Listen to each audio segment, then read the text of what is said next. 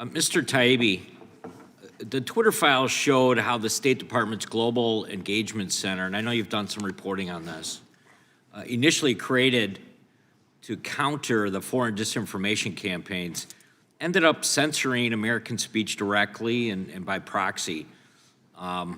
It was established in 2016, $61 million, 120 employees. And what we found now through further reporting is that at the exit of the Biden administration, they kind of shifted things around to make sure that it was still viable and still could operate. Can you just explain kind of in general what your reporting discovered and what you've seen since then? Sure.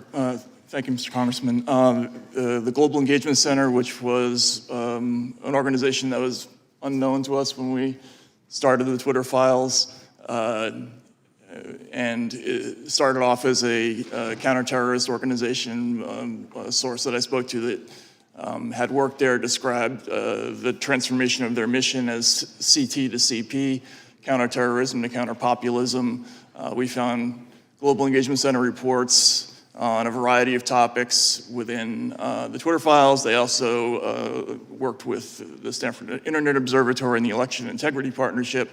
And at the end of this year, they were set to expire and be defunded. But essentially, what happened was they took the same amount of employees, they renamed themselves R/FEME, and they scattered the employees physically throughout the building in different places to make it impossible or make it more difficult to eradicate the agency. Now, I'm not sure how that has all panned out. My understanding is that ultimately this will be defunded, but those personnel and that money still exists, and they still have exactly the same mission that was delineated for them in 2018 by legislation.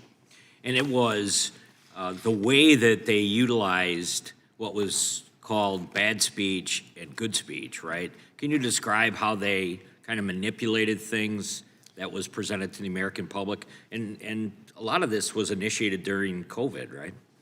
Yeah, so the Global Engagement Center, they had a really important, I think, innovation in the whole evolution of the digital censorship movement. They put out these reports.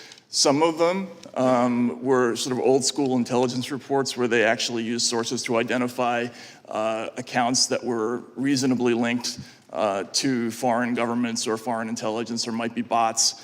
But then they had this concept they called the information ecosystem, and that just drew in accounts whose messages were too much in sync with those other accounts. And as a result, we had people who were completely innocent and in many cases were prominent politicians, like there were prominent Democratic politicians in Italy, for instance, and in France, who were deemed to be part of the Russian ecosystem or the Iranian ecosystem or the Chinese ecosystem. This is just old school guilt by association, and it was part of their method. We found this repeatedly in their reports. Yeah, the last question I had was, so as the Biden administration leaves and they morph this group into another kind of different size organization, I mean, the fact of the matter is, I mean, this is a perfect target for what DOJ is looking at right now, because there's no way to really reform these organizations, especially because it's part of the State Department. So it would be something that Secretary Rubio would absolutely have to go in and either rework start to finish or just eliminate it. Is that correct? I would think so. And again, the process of scattering the organization throughout the building, and this is a prime example of how it's so difficult to eradicate these institutions once they've taken hold. Yeah, Mr. Schellenberger, I'll just ask you kind of the final question, and that was just, you talked earlier about these types of organizations that are embedded, and then how do you eliminate them? How do you change them?